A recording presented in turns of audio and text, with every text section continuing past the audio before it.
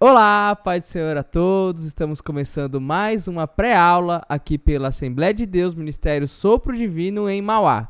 Para quem não me conhece, eu sou o Kelvin, professor de Escola Dominical. Estamos aí para mais um trimestre, iniciando mais um trimestre aqui dessa revista da CPAD.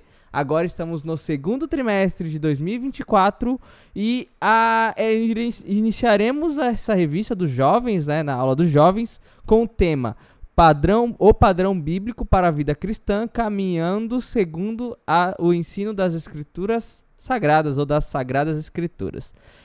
Já vamos aí para a lição 1, né? Já estamos aí para falar da lição 1, que a lição 1 fala a realidade da fé cristã. É uma lição muito interessante, eu achei muito interessante essa lição, porque nós iremos abordar alguns temas que eles vão ser muito importantes para a nossa caminhada cristã. E pelo que eu entendi, né, e pelo que eu vi aqui, folheando aqui alguns temas, nós iremos abordar temas muito importantes para questionamentos que nós recebemos na sociedade. Então, para o jovem que vai ver essa revista, para o jovem que vai folhear essas lições, foi muito importante... Oi? Ah, você mesmo, para o Vitor, que está aqui do meu lado. Como assim, spoiler? Ah, sim, Porque o Vitor, ele inicia conosco, né, nesse próximo trimestre na sala de jovens, né? O menino está crescendo. E vamos começar aí com essa lição, como eu falei, ela é muito importante pelo fato de que ela já começa com uns questionamentos que elas são, assim, cruciais para a vida cristã. Ele começa perguntando, mas o que faz uma fé diferente? Muito interessante, porque nós temos vários tipos de religiões, vários pensamentos acerca da religião. Religião, lembrando, é aquele modo de vida em que você usa a espiritualidade para conceitos e preceitos dentro de uma sociedade. Então, quando nós falamos por que o cristianismo é a verdadeira religião, nós precisamos responder os porquês dessas perguntas. E essa lição, assim como as outras que nós estávamos estudando, vai ser a resposta para esses questionamentos. Então, esse trimestre ele está muito importante.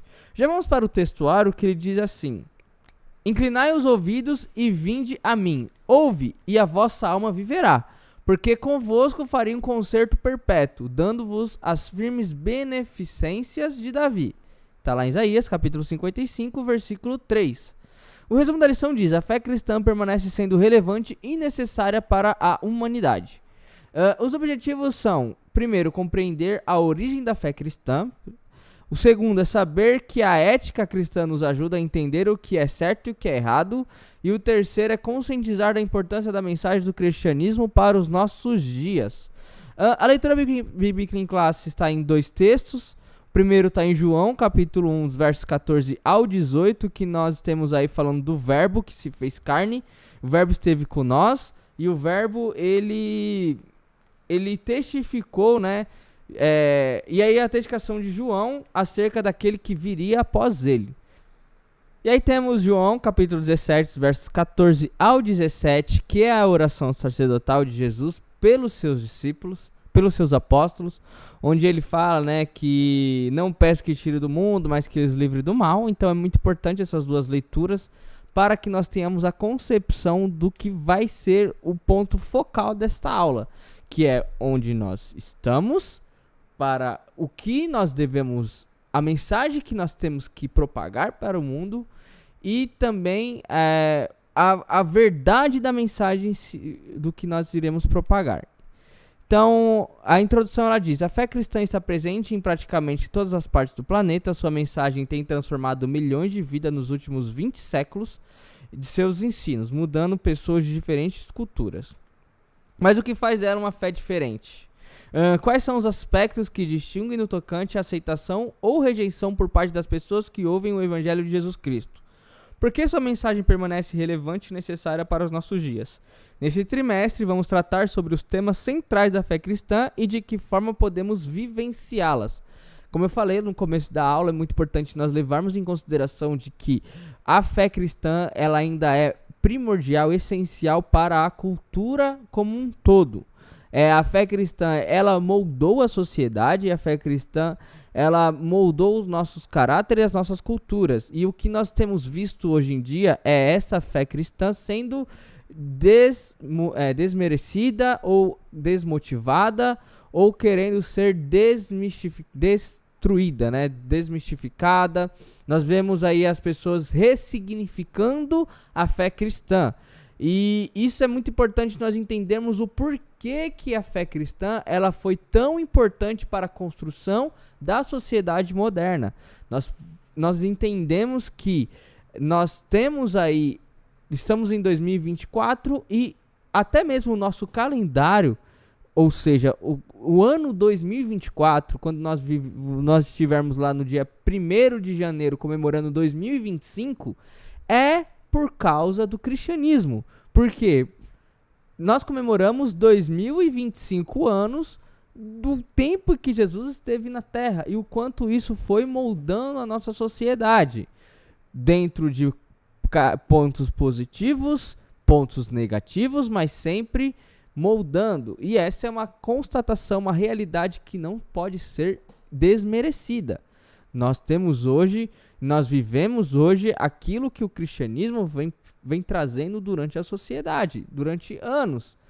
Negativamente, como nós temos aí mil anos aí de um domínio da igreja de uma maneira negativa, de uma maneira errada, mas também nós temos aí o próprio iluminismo, né, a própria revolução, torna ali, tirando da Idade Média para a Idade Contemporânea, foi graças à Reforma Protestante a partir de Martinho Lutero, onde começaram pessoas a questionar algumas atitudes erradas dentro da própria Igreja Católica, que fizeram com que a sociedade se amoldasse para a nova realidade. Então, assim, não tem como você tirar de contexto ou você querer desmerecer a importância que tem o cristianismo dentro da sociedade moderna.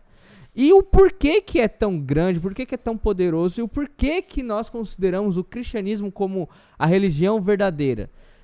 E aí nós vamos, durante esse trimestre, discutir e debater sobre temas muito importantes e muito centrais. Já vamos para o primeiro tópico, que é a origem da fé cristã. Primeiro subtópico o cristianismo e sua origem. Eu peguei 3 destaques. O primeiro é: o cristianismo tem início após a primeira vinda de Jesus Cristo a este mundo para pregar as boas novas do reino de Deus. O segundo destaque é: geograficamente o cristianismo se originou em Israel e se espalhando por todo o Império Romano no primeiro século da Era Moderna. E o terceiro destaque é: o nome cristãos, né, se originou em Antioquia. Antes disso eram chamados de os seguidores do caminho. Nós aí temos aí então como foi que iniciou, geograficamente onde iniciou e quando foi dado esse nome de cristãos. É muito importante nós revermos esse tópico, vermos ele, observarmos e até focar bastante nesse primeiro tópico, porque é muito importante. Acho que muitos jovens dentro da sala de aula, eles não entendem, ou até eles não pararam para entender o quão da onde é a nossa origem, de onde nós surgimos e como foi que surgiu o cristianismo. Nós tivemos já lições sobre a história da igreja, mas como a aula dos jovens, dependendo da classe etária, né, a idade, ela é cíclica. Então, eles saem de uma classe, vão para outra classe, e pode ser que eles nem passaram pela história do cristianismo dentro de uma revista que nós já tivemos. Então, se nós formos olhar dentro da história do cristianismo, nós entendemos que o cristianismo inicia-se a partir do Evangelho de Jesus. Então, Jesus viveu ali no ano 4. Jesus ele nasceu 4 anos depois do seu próprio nascimento, porque houve um erro de cálculos dos anos, mas entre 4 a 7, não é muito claro essa data, né?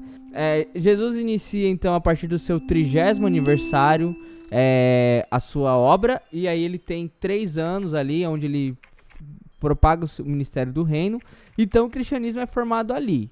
Geograficamente é lá em Israel, porque Jesus nasce em Nazaré, vive ali em Cafarnaum e vai pregando ali, vai para Samaria, ele vai para Jerusalém, ele morre ali em Jerusalém. Então você tem aí esse tempo, né? E em qual tempo era? Durante o Império Romano. Então, o cristianismo, ele propaga dentro do Império Romano. Então, você tem o Império Romano e você tem o cristianismo, ele crescendo através dos apóstolos, que vai passando ali. Aí você tem as viagens de Paulo. A partir das viagens de Paulo, ele vai por toda a Europa, vai para a Ásia Menor, e aí vai se espalhando. No Brasil, você vai ter aí os movimentos, já logo após o descobrimento do Brasil, você tem alguns, claro, que a partir dos jesuítas, né, que são já a vertente católica, que trazem aí o evangelho para o Brasil, o cristianismo ao Brasil, né? Mas você vai entender que o evangelho, né, o evangélico, né, o protestantismo, ele traz o evangelho. Teve alguns movimentos holandeses, mas muito abafados pelos jesuítas. Mas quando você tem, então, Daniel Berg e Gunnar Vrigg, só que antes disso você já tinha os batistas, já tinham chegado, as comunidades, e vai propagando o evangelho através do nosso país. Então, assim, o evangelho, mas o início do evangelho lá no ano 33, ele vai se propagar ali naquela região de Jerusalém, da Judéia. Aí Jesus fala, né? Por toda a Judéia, Samaria, até os confins da terra. Então, iniciou-se ali. Dali propagou para as outras nações. E o nome cristão é muito importante nós entendermos que antes de Atos 11:26, que eu quero ler aqui, fala assim, Atos 11:26, que é a igreja em Antioquia. Lembrando que Antioquia era a base missionária de Paulo e Barnabé e Silas. E aí você tem 11:26, diz assim, e quando o encontrou, levou para Antioquia. Assim, durante um ano inteiro, Barnabé e Saulo se reuniu com a igreja e ensinaram muitos. Em Antioquia, os discípulos foram pela primeira vez chamados de cristãos. Antes disso, eles eram chamados de seguidores do caminho, porque Jesus, ele falou que ele era o caminho. Então, você seguia Cristo, seguia então o caminho. Então, eram os seguidores do caminho. Só que a partir desse momento, pela primeira vez, foi chamado de cristãos. E até hoje nós chamamos de cristãos. Hoje tem uns que chamam de crente, né? Esse é crente, ele é crente, ele é crente. Sim, mas crente é o ato de crer em Deus. Podemos falar que o nome verdadeiro para quem segue a Cristo é cristão. Então, é muito importante nós levarmos isso em consideração. O segundo subtópico é o cristianismo e seu livro. Aqui nós vamos falar sobre a Bíblia. Eu acredito que em todas as primeiras aulas de todas as revistas nós damos uma pincelada na Bíblia, até porque nós precisamos certificar de onde nós estamos tirando todas as nossas crenças, né? Que é na Bíblia. Então, a fé tão sólida e inabalável precisa ser pautada de uma revelação sobrenatural e divina. Essa revelação precisa estar disponível de forma escrita para que a mensagem seja preservada no decurso do tempo e lida e estudada. O terceiro destaque aí fala: esse livro é a Bíblia, que tem sido um incômodo para aqueles que buscam desacreditar da fé em Deus. E o quarto destaque que eu separei aqui é: cristão valoriza a Bíblia acima de qualquer outro livro. Qualquer pensamento que seja contrário à Bíblia é desestimulado. Então, assim, nós temos que entender que nós temos aí uma revelação dada por Jesus, por Deus, por Jesus, e ela precisava, para que ela fosse inabalável, que ela fosse firme, até para evitar más conversações, para evitar falsas doutrinas ou pensamentos errados, ela precisava ser escrita. Lembra uma coisa: toda vez que você cria uma regra, vamos falar assim, falar em questão de, por exemplo, empresa. Quando você está numa empresa, você cria um processo. O que é um processo? Você vai falar ali o que precisa ser feito para que alguma coisa inicie e finalize. Durante esse tempo de início e fim, você tem um processo para poder iniciar e finalizar. Isso é escrito e documentado para que quem for seguir esse início e esse fim desse processo precisa entender quais são os pontos de cada etapa desse processo. A Bíblia é a mesma coisa. Você tem regras de fé e conduta dadas por Jesus. E precisava então estar documentado essas regras de fé e conduta para que não houvesse pensamentos distorcidos. Por isso que era muito difícil pregar o evangelho no início. A igreja primitiva sofria muito, porque Paulo ele pregava o evangelho que foi dado por Cristo para ele, só que aí vinha outros e distorciam as palavras de Paulo. Por quê? Havia ali, ele tinha que escrever as cartas, mas até então não tinha as cartas de Paulo, as cartas paulinas. Não tinha as epístolas gerais. O evangelho não estava escrito ainda. As palavras de Cristo não estavam documentadas nos evangelhos.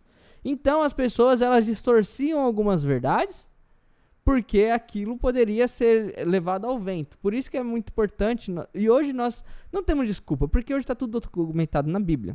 Então é muito importante nós entendermos o que a Bíblia diz. E o cristão verdadeiro, ele valoriza a palavra de Deus, ele valoriza a Bíblia. Tudo aquilo que é contrário à palavra de Deus, nós precisamos desacreditar, descredibilizar. Nós não podemos seguir adiante com pensamentos que vão contra a palavra de Deus. Então, se a palavra de Deus me fala que eu preciso amar o meu inimigo, eu não posso falar para você agora que você precisa se vingar do seu inimigo, que você precisa desejar o mal para ele, porque a Bíblia fala que nós temos que orar pelos nossos inimigos. Nós temos que amar os nossos inimigos, aqueles que nos querem o mal. Então é muito importante nós entendermos que a Bíblia ela é a nossa regra de fé e conduta. E por ser uma regra e tá tudo documentado lá, nós precisamos seguir o livro do cristão, que é a Bíblia. Nós temos livros de estudos, nós temos vários livros. Aqui na biblioteca da igreja aqui, temos, e acho que vocês já devem ter visto durante as palavras pastorais, que o pastor ele fica atrás de uma biblioteca, que é real, é uma biblioteca. Nós temos livros aqui, tá aqui bem aqui, ó. Tem um monte de livro aqui, ó, mas nenhum deles se compara à Bíblia. Todos esses livros não se comparam ao que está escrito na Bíblia. Eles são subsídios de estudos em cima do que está escrito na palavra de Deus. Mas se qualquer coisa que está fora dos preceitos de Deus nesses livros, eles são anátemas. Eles são malditos, como diz a própria palavra de Deus. Aquilo que for, se alguém te ensinar um outro evangelho que não seja aquilo que eu estou falando agora, considere-o maldito. Se vier outro evangelho, se vier outra pessoa, anjo, se vier um anjo dizer para você que tem um outro livro com outro evangelho, é maldito. É isso que o cristão tem que acreditar. Terceiro subtópico, o cristianismo e sua mensagem.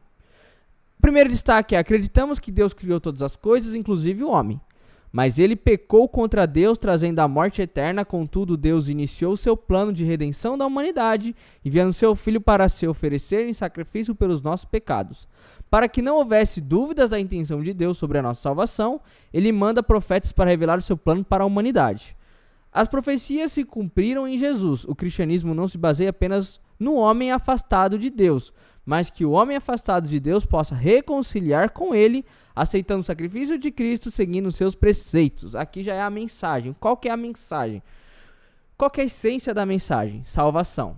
Então, quando nós como cristãos, nós precisamos ter na nossa cabeça, desde que nós iniciamos o nosso evangelho, sendo discipulados da verdadeira mensagem do evangelho. Qual que é a verdadeira mensagem do evangelho? Aí você pode até seguir uma linha do tempo quando você for ensinar o evangelho, que é o seguinte: Deus criou todas as coisas. Isso está lá em Gênesis 1. O homem peca em Gênesis 3. O homem pecando agora, ele traz consigo a morte. Como diz lá em Romanos, pelo homem veio o pecado e consequentemente a morte, pois todos pecaram e todos estão destituídos, afastados ou distantes do reino de Deus. Só que o plano de Deus, se acabasse aí, teria sido imperfeito, mas nós cremos que Deus é perfeito em tudo que ele faz. Então o que acontece? Deus já tinha um plano na manga, uma carta na manga se isso acontecesse. Lembrando que as pessoas podem perguntar: mas se Deus é bom, por que Deus deixou o homem pecar? Porque ele é bom. Porque Deus, ele ama a humanidade, e por amar a humanidade, ele não quis criar robôs. Ele não quis criar criaturas que não fossem dotadas de livre-arbítrio, de escolha. Então, o homem pecar foi totalmente escolha do homem. Então, a partir do momento que o homem peca, obviamente, há uma consequência. Deus deixa porque a justiça de Deus... É importante nós deixarmos claro que o homem não morre porque o homem pecou. O homem morre porque pecou, obviamente. Mas não é o diabo que trouxe a morte para o homem. Não é o diabo que vai levar o homem para o inferno. É a justiça de Deus. Deus é justo. E por Deus ser justo, o que ele falou, que certamente se você comesse da árvore ali, se você desobedecer, certamente você morreria. Isso que nós temos que deixar bem claro. O homem, a partir do momento que ele pecou, ele então trouxe a morte. Só que o plano de Deus veio para a humanidade. E qual foi o plano de Deus? Através de um homem veio o pecado. Através de um outro homem, puro, sem pecado, viria a salvação para toda a humanidade. Nós iremos falar isso mais nos próximos tópicos. Então a mensagem do evangelho é: o homem pecou, Deus criou o homem pecou. A partir do momento que o homem peca, o pecado entra sobre a humanidade, o homem vive então uma vida de pecado, uma vida de erros. Deus então traz o seu Filho, pois todo aquele que olhar para Cristo, todo aquele que crer nele, então ele é salvo. A salvação então ela vem para a humanidade. Então traz a vida, a nova vida que vem através de Cristo. Jesus, quando ele veio, não foi algo que simplesmente aconteceu. Não, você vai ver dentro do Antigo Testamento e você vai entender que toda a Bíblia é cristocêntrica e todos os livros da Bíblia têm Jesus como um elemento principal, um elemento essencial. Todo aquele Antigo Testamento foi feito para Cristo, né? Trazer Cristo, para fechar toda a lei em Cristo, todas as profecias se cumprindo em Jesus. Então, essa é a mensagem do Evangelho. Mas vamos entender assim, se nós pensarmos que, mas o homem pecou e agora Jesus morreu pelos pecados, mas o homem não tem salvação, seria inútil a nossa fé. E é assim como diz Paulo: aquele que não crê na ressurreição de Cristo, é vã a nossa fé. Por que é vã a nossa fé? Porque nós cremos que Jesus venceu a morte. Por que ele venceu? Por que Jesus ressuscita? Não é simplesmente o ato de ressurreição, e sim um ato de que, por ele não ter pecado, ele tinha o domínio e o poder sobre a morte. Então, se nós não crermos na ressurreição de Cristo, nós não cremos que ele venceu a morte. Logo, se ele não venceu a morte, nós também não temos a condição de vencer a morte através do sacrifício de Cristo. Então, nós temos que entender uma coisa: quando nós não cremos no sacrifício de Cristo, é vã a nossa fé. Então nós temos que crer que Jesus veio, sacrificou-se para que nós possamos viver uma vida uma vida salvífica, né? Ter a salvação sobre nós. Já vamos para o próximo subtópico, que eu sei que esse tema corre, discorre, e nós falamos aqui durante muito e muito tempo, porque é muito interessante essa aula. Eu já falei, é muito interessante. Eu gostei muito dessa aula. Achei ela sensacional. Mas vou tentar correr aqui, porque senão o tempo não vai, né? Senão eu vou ter dificuldade para editar depois desse vídeo. Então vamos lá. Segundo subtópico: a fé cristã e os valores absolutos. E aí você tem um primeiro subtópico, que é a ética, o certo e o errado. Já falamos sobre ética no último livro, na última revista. Vamos falar mais sobre ética. Falamos sobre ética e moral novamente, acho que na lição 12 nós falamos isso. Falar de novo sobre ética e moral. Sempre que tomamos uma decisão em nossa vida, precisamos avaliar se os atos através dos resultados foi certo ou errado. O comportamento humano pode ser classificado de moral, imoral ou amoral. Todas essas classificações estão vinculadas à cultura ou crença de um. Conforme a filosofia, uma criança nasce amoral. Conforme a filosofia, uma criança nasce amoral. À medida que vai crescendo e sendo moldada pelos seus pais, familiares e escola, seus comportamentos vai se classificando como moral ou imoral. No cristianismo, agora na nossa crença, quando uma pessoa comete um ato considerado imoral, chamamos isso de pecado, uma ofensa direta contra Deus, mesmo que tenha prejudicado outra pessoa. Muito importante nós entendermos que a criança, quando ela nasce, ela é considerada amoral. Ou seja, o que é? Ela não tem um senso moral. Uma criança, por exemplo, eu tenho uma sobrinha de 5 meses. A minha sobrinha de 5 meses, se ela bate ou em mim, ou na mãe, ou no pai, ela não tem a noção do ato que ela está cometendo. ela simplesmente, ou tacar assim, vamos lá, ela taca o brinquedo dela longe, né, pra ter que dar o trabalho de ir lá buscar. Ou então quando ela gorfa na minha blusa aqui, ela não faz isso de maldade. Ela não tá fazendo isso porque ela quer fazer alguma maldade, não. É simplesmente pelo fato de que ela não tem noção do que é moral e do que é imoral. Simplesmente é impulsos naturais do ser humano. A partir do momento que essa consciência vai se aflorando, a criança ela vai pegando idade, e aí ela vê de acordo com atitudes de pais, familiares ou escola, né, de acordo com o tempo, ela vai criando e vai se amoldando naquilo que é moral ou imoral. Então, uma criança de 3 anos, ela começa a falar, e aí ela começa a xingar, ela começa a desobedecer o pai, começa a falar não para tudo. O pai fala para ela não fazer isso, ela fala não. E isso, ela já está começando a criar um caráter imoral. Tem crianças que com 3, 4 anos já começam a orar. Por quê? Porque vê os pais orando. Começa a falar de Deus. Por quê? Porque vê os pais falando de Deus. Por isso que é muito importante. Eu tô com uma esposa grávida agora. E eu espero que eu possa, né? Eu espero não, eu vou fazer isto. Eu vou trazer uma educação pautada de observação. Ou seja, meu filho vai me observar orando, meu filho vai me observar lendo a Bíblia, meu filho vai me observar falando de Deus. Meu filho não vai me ver brigando com a esposa, fazendo brigas dentro de casa, dentro do lar. Meu filho não vai me ver falando palavras de baixo calão. Meu filho não vai me ver desrespeitando ninguém. Por quê? Porque o exemplo dentro de casa é um dos maiores amoldadores de caráter. Obviamente que a criança, depois que sai de casa e começa a ver outras coisas, começa a ver outras pessoas, outros modos de agir, e isso não há controle dos pais. Nem tudo os pais conseguem controlar, principalmente quando está dentro de escola, dentro de outros ambientes da sociedade. Isso vai moldando o caráter dessa criança. Só que, mas psicologicamente dizendo, filosoficamente falando, os pais ainda são os maiores formadores de caráter das crianças. Por isso que é muito importante nós, como cristãos, termos a família como principal meio e o principal objetivo dentro de um lar. É uma família bem estruturada, pais que dão exemplo para os seus filhos. Por quê?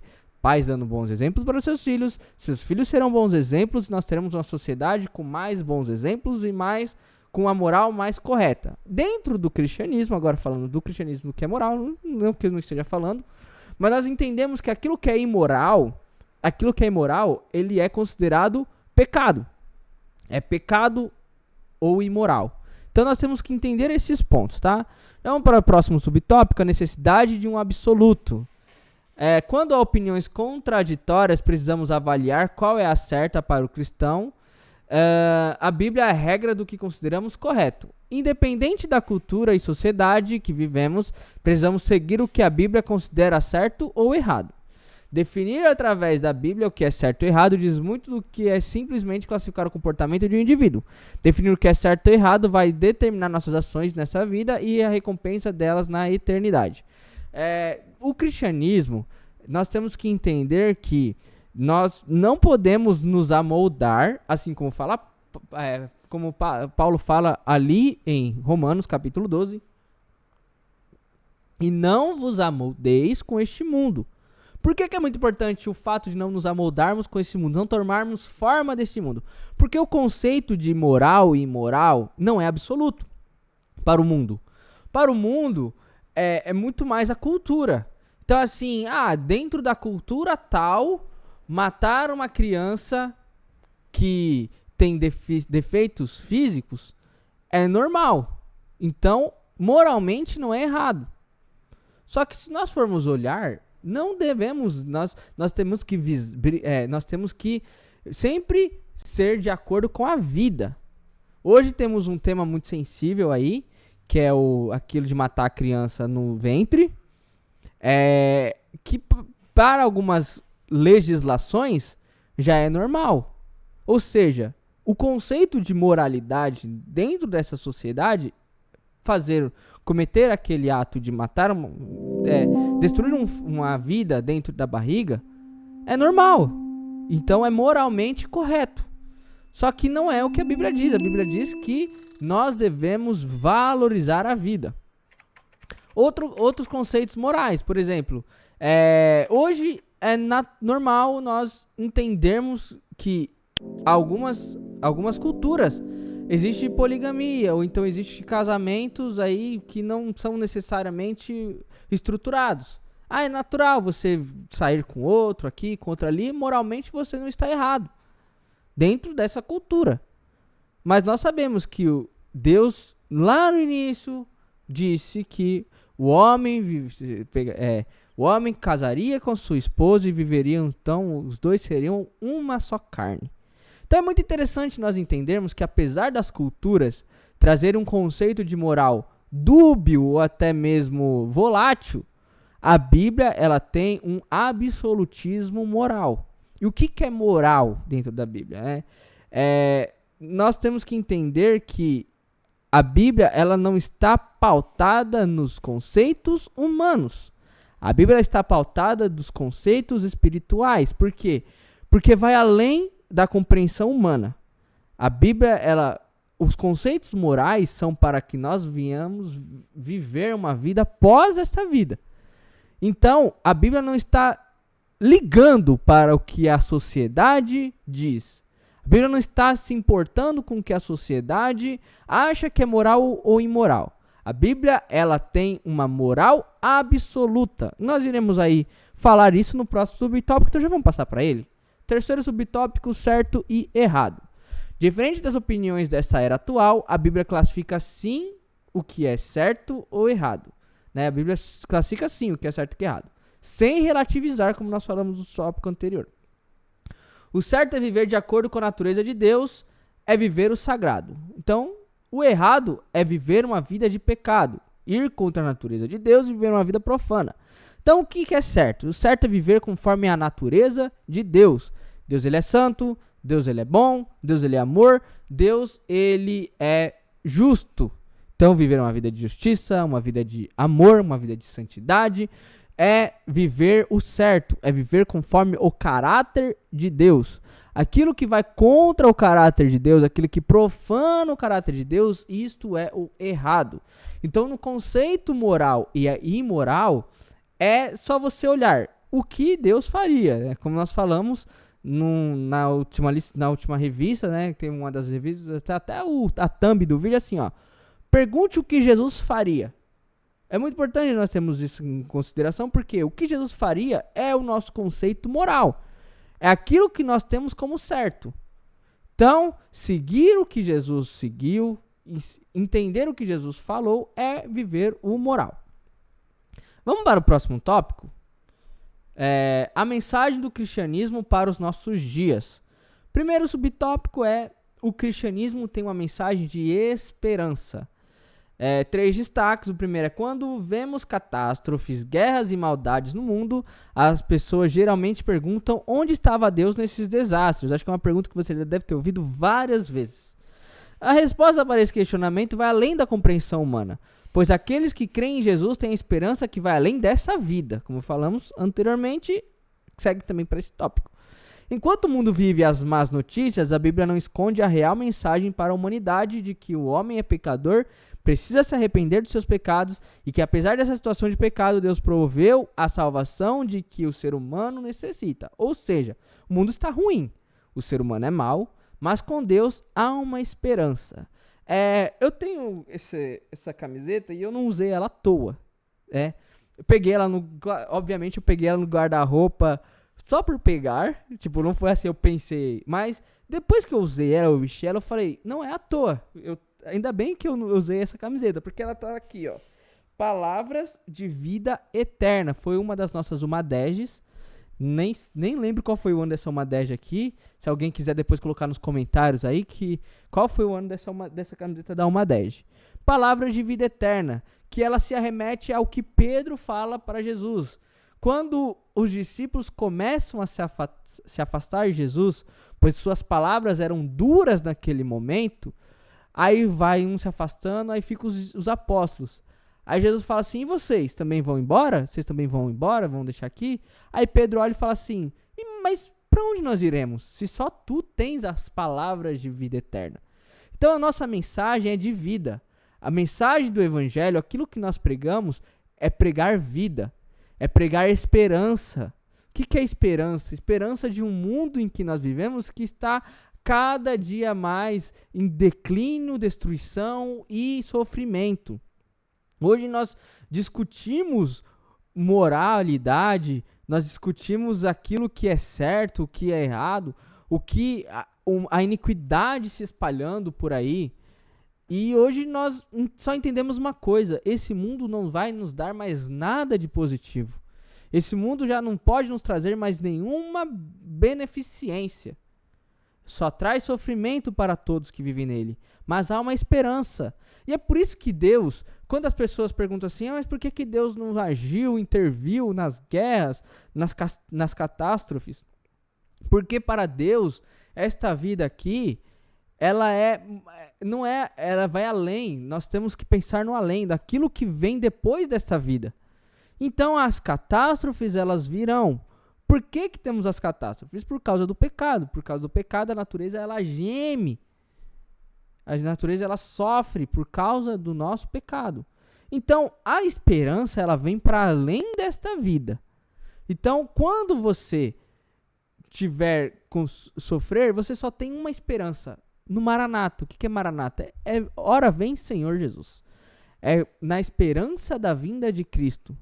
Porque é o que ansiava os apóstolos na época de Cristo. Próximo subtópico: a salvação de Deus é para todos. Da mesma forma que o pecado entrou no mundo por um homem, a salvação da humanidade também veio por um homem, que é Jesus. Essa provisão não pode ser alcançada através de obras, pois devido ao pecado todas as obras se tornaram ineficazes. O terceiro destaque é: por ele, por meio da graça, nos concede salvação. Essa graça é tão poderosa que está disponível para toda a humanidade em todas as eras de forma indistinta. Ou seja, a salvação, ela veio para todos. A partir do momento que o pecado entrou no mundo, Deus já, como nós já falamos, Deus preparou o plano. Então, a salvação é aquela esperança que nós falamos no tópico anterior. A mensagem é de salvação, a mensagem de esperança. E ela é para todos indistintamente. Ou seja, aquele que aceita o sacrifício de Cristo, ele então é salvo. É muito interessante nós entendermos que é em crer na graça, receber a graça de Jesus. Porque não é por obras. Porque se fosse por obras, nós nos vangloriaríamos ou diríamos que eu mereço a salvação mais do que o Vitor que está ali. Por quê? Porque eu faço mais? Porque eu prego? Porque não é por isso. A salvação é para todos. A salvação é para você, a salvação é para o seu pai, a salvação é para os seus familiares. Obviamente que você, para ser salvo, precisa crer em Cristo, precisa crer em Jesus. Mas a todos. Então é muito, por exemplo, o ladrão da cruz. O ladrão da cruz viveu uma vida de atitudes e atos imorais. Ele não estava na cruz à toa. A cruz era uma das maiores sentenças de maldição. A cruz era maldita. E aquele ladrão estava lá. Só que a partir do momento que ele olha para Jesus e fala: nós estamos aqui porque nós merecemos, ou seja, ele reconheceu que ele era pecador, que nós iremos falar no próximo subtópico. Quando ele olha para Jesus, ele fala: nós merecemos estar aqui, ou seja, ele reconhece que ele era pecador. E aí ele fala: Jesus, lembra de mim quando estiveres no teu reino. Ou seja, ele reconheceu Jesus como o Messias. E aí o que Jesus responde para ele? Ainda hoje estarás comigo no paraíso. Ou seja, ele teve atitudes hediondas durante a sua vida. Mas no seu último momento, ele recebeu a graça. E como o nosso pastor ele fala, ele não participou de nenhuma ceia, de nenhum culto. Mas ele vai participar da primeira ceia dele lá nas bodas do Cordeiro. E é uma das únicas pessoas que nós temos certeza que foi salva, porque foi atestada na Bíblia. Então, assim, é muito importante nós entendermos que a graça, ela é de forma indistinta. Então, não somos nós que consideramos quem merece a salvação. Não é o ser humano que diz que esse merece ser salvo ou aquele merece ser salvo. Para muitos, aquele ladrão da cruz não seria salvo. Porque viveu uma vida, prejudicou muitas pessoas. Provavelmente ali ele deve ter... Muitas pessoas estavam felizes por ele estar naquela cruz. Porque ele deve ter cometido atos que podem ter prejudicado pessoas. Mas a partir do momento que ele aceita Jesus, ele recebe a graça de uma maneira indistinta. Não é para A nem para B. Para todos. Todos têm direito à salvação. Último subtópico, o rei está voltando. Acho que é a mensagem mais pregada pelos evangélicos, pelos cristãos durante séculos. Temos diversos regimes de governo de todos os países, mas já sabemos qual vai ser a forma de governo que Jesus estabelecerá à sua volta. A monarquia, onde ele será o rei dos reis e reinará para todo sempre. Ou seja, a monarquia perene, eterna.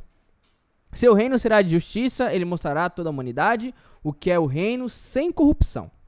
O cristianismo deixa claro que o rei está voltando e trará justiça e governará com equidade. Ou seja, o governo de Jesus voltará e ele vai reinar um reino de monarquia, ou seja, ele será o rei e ele mostrará a sua justiça para toda a humanidade. Tivemos milênios de reinados, milênios de grandes civilizações, grandes reis, grandes imperadores. Mas todos tinham algo em comum: injustiça, iniquidade, guerra e maldade. Alguns eram bons, mas não deixava de ter injustiças, porque todo ser humano é mau na sua essência. E o que acontecia então? Jesus, ele virá, o que acontecerá na verdade, né? Jesus virá e reinará, mostrará a sua verdadeira justiça para todos. Então essa é a mensagem que nós pregamos.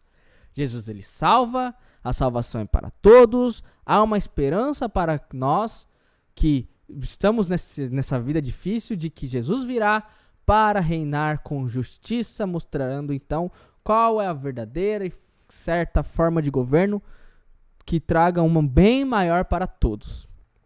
Conclusão então dessa lição, diante do que foi visto, a fé cristã permanece sendo a que possui a mensagem necessária para o homem moderno. Um Deus de amor que envia seu Filho para salvar a todo aquele que nele crê e que está disposto a perdoar os pecados que cometemos contra ele. É muito boa essa aula, eu amei gravar esta aula. Eu acredito que você também, quando estiver na sua aula, na sua sala de aula, também vai amar falar sobre esta aula. Já quero agradecer a todos que ficaram comigo até aqui. Não deixem de curtir esse vídeo, comentar e compartilhar. Deus abençoe a todos e tchau!